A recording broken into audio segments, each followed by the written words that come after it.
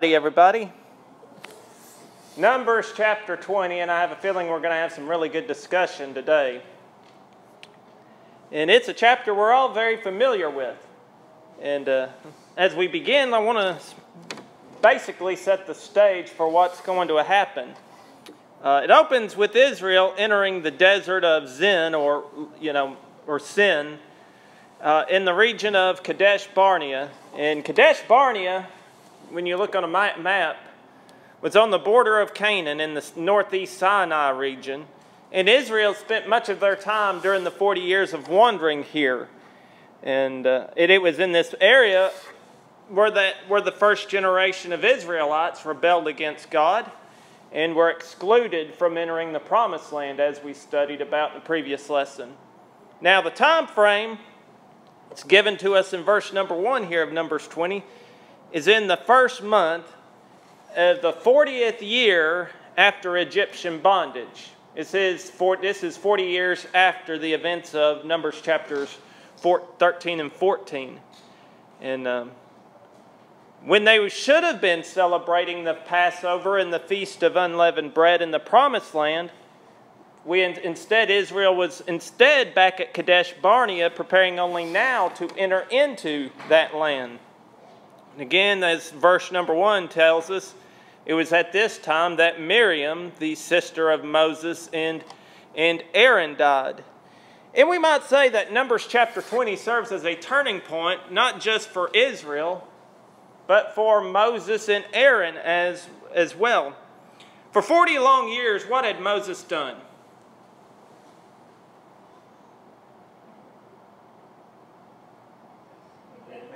He led the people. And faithfully led the people. Exactly right, Brother Ricky. But also during this 40 long years, what had Moses had to put up with?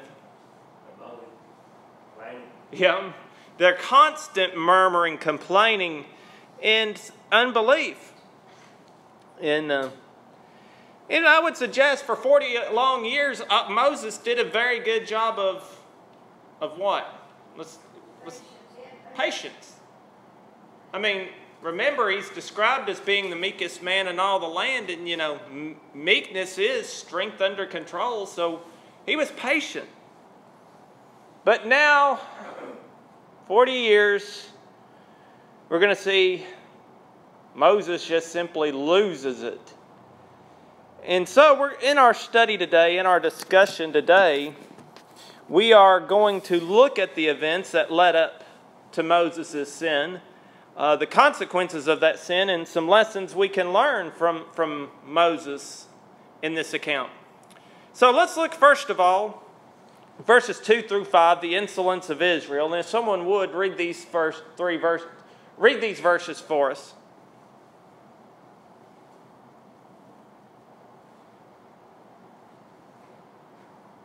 Numbers 22 through 5. Who has it?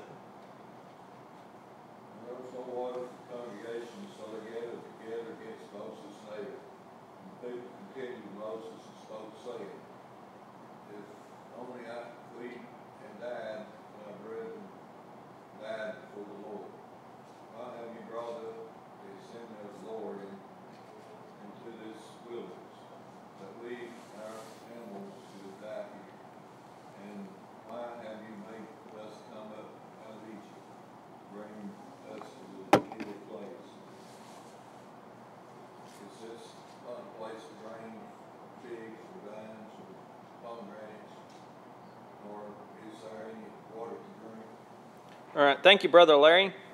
So we understand what they lacked here was water. But should they have realized by this juncture that God would provide? At the least, should they have already come to the realization that they weren't going to be without water? They had the manna, they had the quail, and they should have known, they had witnessed these acts. But instead, what did they do? They come back to their complaining. And so who was the object of their complaint? Moses and Aaron. Exactly right, Brother Keith. We might say that they had made Moses and Aaron their personal punching bags, did they not? You ever hear the old saying, A boxer trains for boxing by using a punching bag. Could it not be the case that Israel just loved using Moses and Aaron as their proverbial punching bags? You know, if you got a problem, well, let's just take it out on Aaron and Moses. They're as good enough as any to take our failings and frustrations out on. And what was their desire as we look at the declaration of their complaint in verse 3 through 5? What did they desire to do?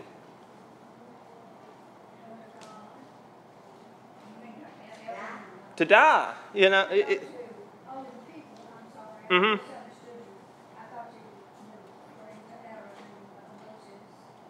Yeah. Exactly, Sister Nana. But the people here, again, as Sister Gail points out, well, they wanted to have died when their brethren died before the Lord. And again, this is a same old dog and pony show as we have seen time and again, is it not?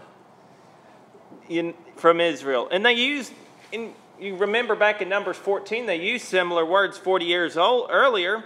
I guess we could say that old habits really die hard. In this case, for Israel, they could not kick the old habit of complaining out of unbelief. Now, could they? They just couldn't get past their unbelief. And so, look, you look at verses 4 and 5, and they conveniently forgot their wilderness sojourn was the result of their own sin. And they were still complaining in the same manner. You know, our book notes, you look at the bottom of page 47 and you read the top of page 48 under the first main heading. Our book notes that after 40 years, the new generation, like the old one, remembered Egypt. Remember back in Numbers 14, what did the old generation want to do? Instead of entering the promised land, they wanted to go where? Back to Egypt. And again, do we not see an intimation of this here with this new generation? To them, it was the fault of Moses and Aaron that their fathers pulled up roots in Egypt to come out here in the wilderness to die. Over 40 years, the complaints changed little. Oh, how sad it is it not? And it makes you wonder what had to happen for them to actually believe that God cared for them and God was providing for them. I mean, is this not amazing that, after 40 years they still didn't have a grasp on the situation? That they continued to murmur against God who had brought them out of Egypt, who had led them. It's kind of like, well, yes, we saw you miraculously deliver us from Egypt, Egyptian bondage. We saw you miraculously part the Red Sea so that we could go over on dry land. We've seen you feed us for the last 40 years with manna and the quail. We've seen you already bring forth water for fire stone. Mm-hmm. But what have you done for us lately? Yeah. What have you done? Yeah. It's not what you've done for me in the past. It's what have you done for me today or yesterday. It's just like today. We're told what to do.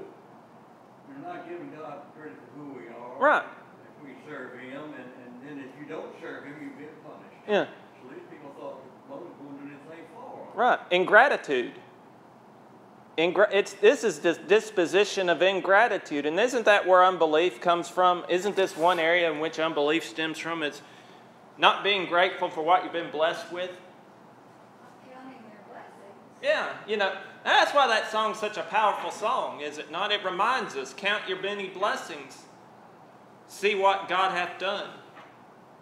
You stop every day and you count your blessings, and you'll truly find that you've been blessed more than perhaps what you may think yourself personally. That's why I enjoy why that's such a great song. It teaches us to be thankful for all we have been blessed with. Moses had to be a special person for God to visit him personally. He's the first person to be in front of God. Yeah. Right? Mm-hmm. Face to face. Right. The priests and those other people, they all had dreams and other right. things. Moses see God face to face. They had a close, you know, the Old Testament, exactly, Brother Ricky, as you pointed out, there was a close relationship between Moses and God. And there's a reason why God saw fit to put in there that Moses was meek. I think Moses thought that he was doing right. He was doing these things, but he didn't give God the credit for it. As we're going to see, yes. And this is all leading up. Hence, let's look at verses 6 through 9. Someone would read these verses, and let's look at the instruction that God gives to Moses and Aaron. This is all building up. Who has this? Verses 6 through 9 of Numbers 20. So Moses and Aaron went from the presence when they ascended to the door of the tabernacle of meeting, and they fell on their faces, and the glory of the Lord appeared unto them. Then the Lord spoke to Moses, saying, Take the rod of your brother Aaron, gather the congregation together, and speak to the rock before their eyes, and it will yield its water. Thus you shall bring water from out of the rock, and give drink to the congregation and their animals.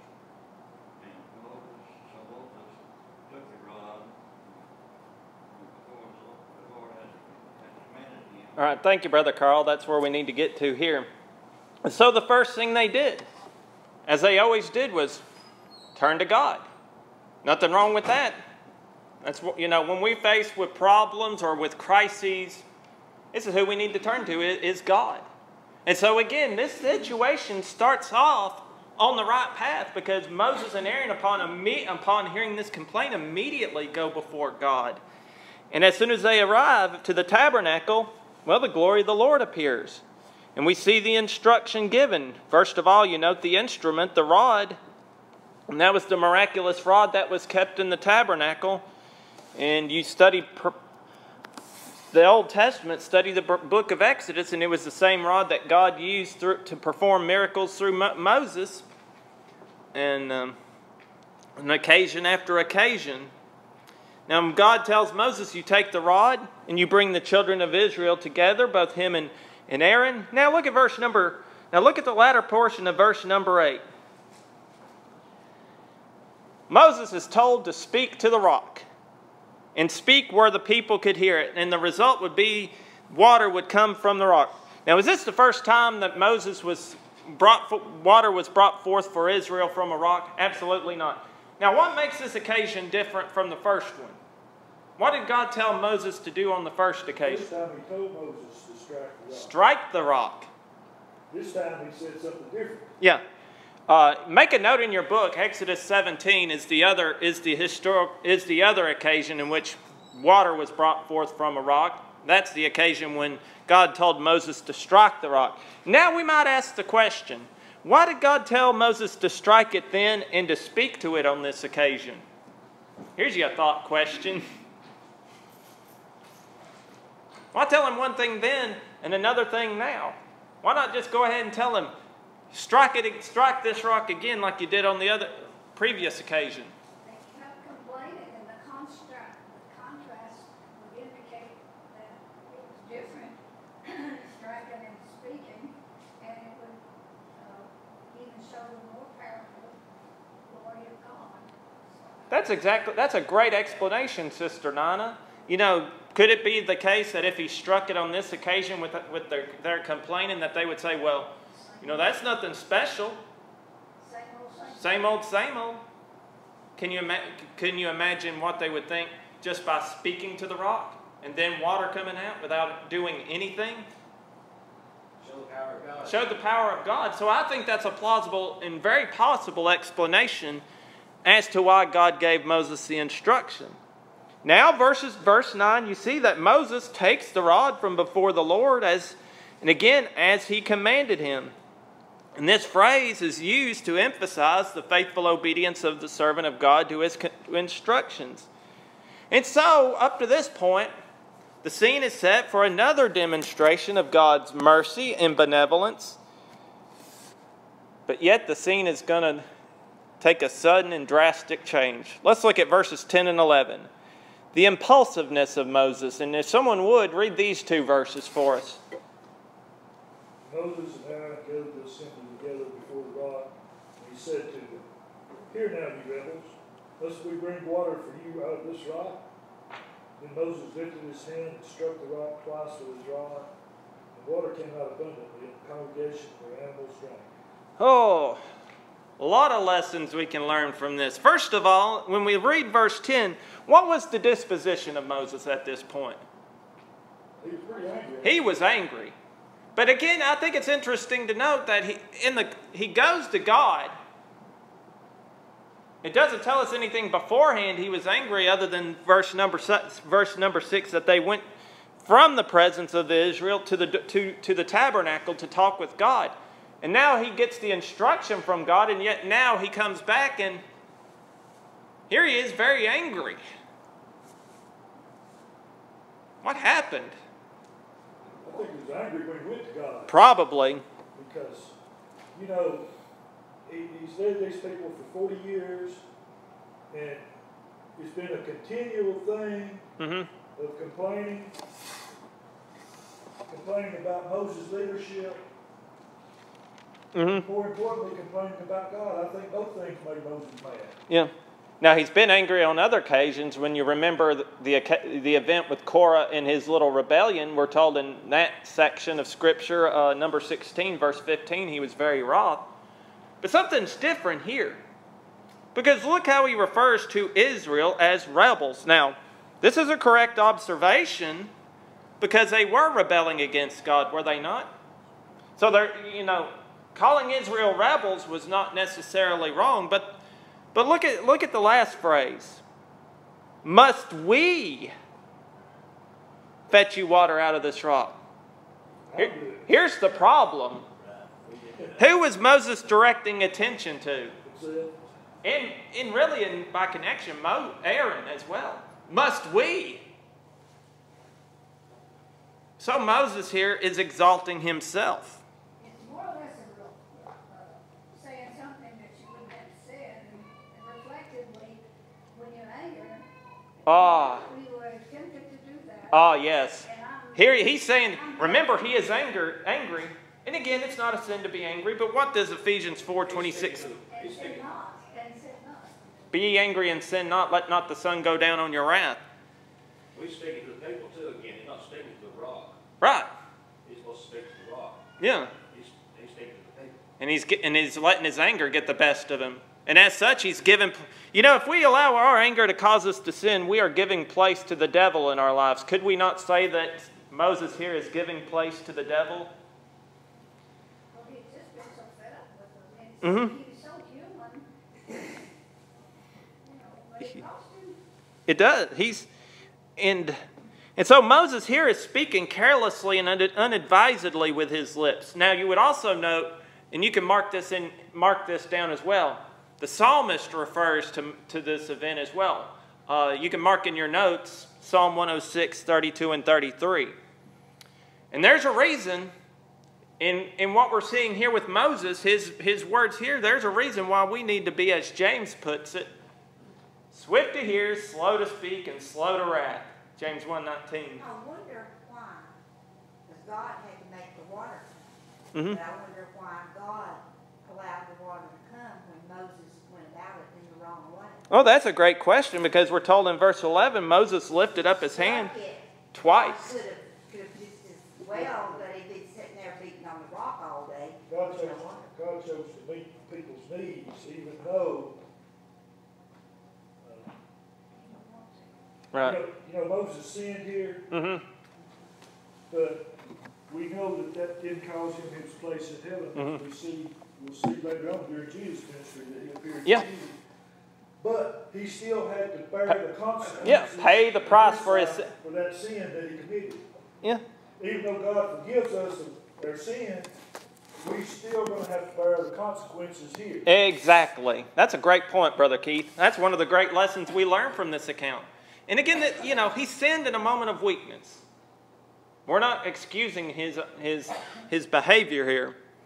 But again, Satan worked on him at his weakest point. Again, remember, Israel kept complaining, and Moses kept bearing up with it, and finally he just lost it on him. But also, I guess, though, if God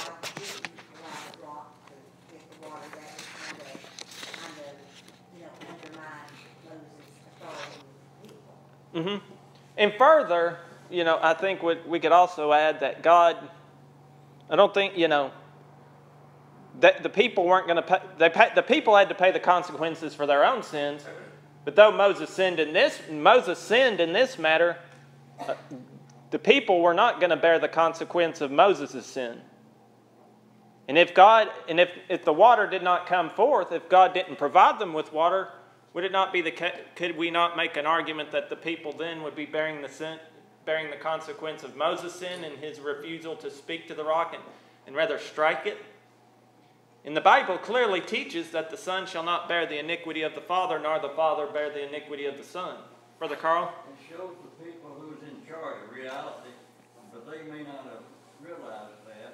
And so, well, I'll give you an example. When I took my son to California, Malibu, to university out there, my oldest son, I read signs when I got partial way out towards California. I was driving. It said, last chance, you must fill up gas here, or go to 110 miles to the next station. Okay, I could have not done that. And I've been stranded out in the desert, nowhere, no help, nowhere to go. Mm-hmm. But you got to listen sometimes and take advice. Well, that's all I can say, take advice. Yeah. Listen to instruction. Yeah. I don't think he deliberately, if I were his lawyer, I don't think he deliberately did it. It's just he was so angry, he just lost control. His motive, I don't think, was just outright disobedience to God. Right. We wouldn't say that. I mean, it showed us today. Where anger can take you. That's what led him to he allowed his anger to cause him to sin. And as we've emphasized, be ye angry and sin not. But I don't think he did it. Well, he still lets Brother Larry said, pay the consequences. But we just have to be careful. And today we can pray when we sin and help. But he didn't have it. Well, he got to look at the land, but he didn't get to go in it. Yeah, and we're going to point that out here in just a moment. Because Moses had to pay the price for his sin. Moses was in charge. They had to know somebody else was in charge because they weren't getting the job done. And the job was not getting done. All this wandering if they're going to live or have water and drink and stuff like that. Right. And emphasize the fact that God's in charge. And so Moses made a terrible mistake here. And again, it was in his anger. He allowed himself to he lost his cool, lost his control. Here he was not meek in this instance. He allowed his frustration to boil over with Israel. Hence, let's look at verses 12 and 13, the inevitable punishment for Moses. If someone would, read these two verses for us. Then the Lord spoke to Moses, because you did not believe me, in the eyes of the children of Israel, therefore you shall not bring this assembly into the land which I have given them. And this was the order of Meribah, because the children of Israel contended. And I will have a song here among them. All right, thank you. He wasn't honored. No. He wasn't glorified. Yes. And it's got some hell. Exactly, Sister Nana. There you go. You look at verse number 12. And again, you look at what God attests to. Because ye did what? Did not believe me. So, Moses sinned in his anger, but God charges him here of what? Well, he charged the children of Israel, Unbelief. Would one word instead of two blows satisfied God? Would speaking even one word to the rock instead of striking it twice have satisfied God? Because God said, speak to the rock. He didn't tell them how many words to speak. All he said was speak. And Moses would have known what to said. But he didn't. Again, you look at some of the key words here. You go back to Moses' sin. Must we suggest perturbation instead of calmness? To Israel suggests that perhaps Moses sought to prove to Israel he was as strong and mighty as God. And Moses himself was guilty of not honoring God in this account. And the word ye here, because ye believe me not, illustrates the effect of unbelief. In this instance, Moses lost trust in the God of heaven in his anger. And so what did God pronounce? What was going to be the punishment?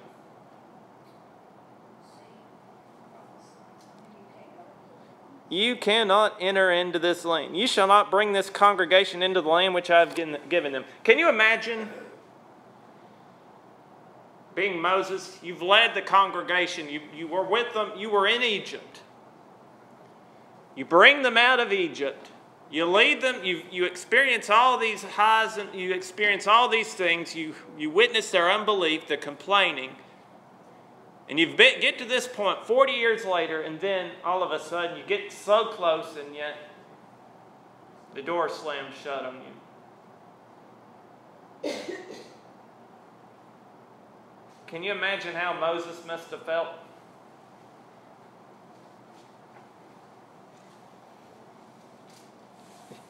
Because he would bring them to the gates, but he himself would not enter in.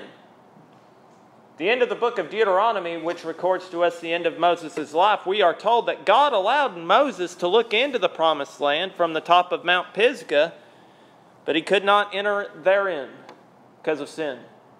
As Brother Keith pointed out, this does not mean Moses died in an unfaithful condition. This does not mean that Moses is not going to go to heaven. Because you look at 34 and verse 5 of Deuteronomy, you will find that Moses is referred to as the servant of the Lord. Now, if Moses was unfaithful, would he be referred to as the servant of the Lord? No, do you think I think it's obvious that Moses truly repented. Would it not be the case after this instance? That Moses truly repented. In fact, we're told in that same text, as Brother Ricky pointed out, verse 10, that no prophet arose after Moses whom God knew face to face. There was what you were alluding to. Again, notice that. Were there prophets after Moses? Absolutely. But did those prophets have the same intimate relationship that God and Moses had? Absolutely not. And of course, you look at the Hebrews writer in chapter 3 and verse 2, he refers to Moses as being what in all his house?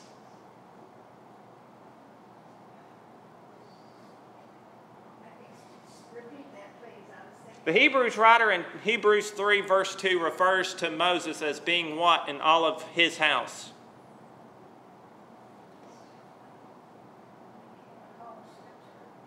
Faithful. Or, faithful, loyal. And of course, who's mentioned among the heroes of faith there in the great faith chapter of the book of Hebrews? Moses. If Moses died lost, why would God include him among those great people of faith? So we know he didn't die lost, but he did have to face the temporal consequence of his sin, as you pointed out, Brother Keith. Also, if he had punished him, he punished the Israelites for their complaining. Yeah. He had to punish him to be consistent with his Exactly. God, or else. because it shows God is an impartial God, God is a just God, and God is a righteous God. It shows hope for us too. It shows hope for us, exactly. Not allowing them to go land of Canaan, and again, that's punishment too. God couldn't have told Israel, you can't enter into the promised land. You can't enter into the promised land because of your unbelief. He's told Israel that. He couldn't turn around. He would not turn around and tell Moses, even though you struck the rock, I'm still going to let you enter in. Now that's that would be impartiality, would it not? And that would be God being double-minded in that case. Acting contrary, acting inconsistent with his will. But aren't we, and so from this example, are we not thankful that God is consistently consistent? I would think so. It's stability. It's stability. And I think that's what we should be thankful for with God. We never know, we can always know where we stand with God. I mean, it's not a shot in the dark type of thing. We can know. And the Bible lets us know that, especially here in Numbers chapter 20. So verse 13 really is the historical summation. The Meribah there in the previous occasion was in Horeb. This Meribah is in Kadesh. Thus it's distinguished from the other one. But in both instances, the children of Israel strove with the Lord and refused to hallow him or reverence him. So, what can we learn from Moses' sin? I think obviously it's possible for even the most faithful follower of God to sin against him, is it not? Are any of you and I, immune from sinning against God? Absolutely not. I mean, look at Moses here. He led the great congregation of Israel as he was appointed by God, and yet he sinned. So that tells me, if Moses could sin, I can sin. And if Moses could fall short of his goal, I can fall short if I'm not careful. So in essence, does not the event of Moses' sin and his being unable to enter into the promised land, does this not in a sense refute the doctrine that once we are saved, we are always saved?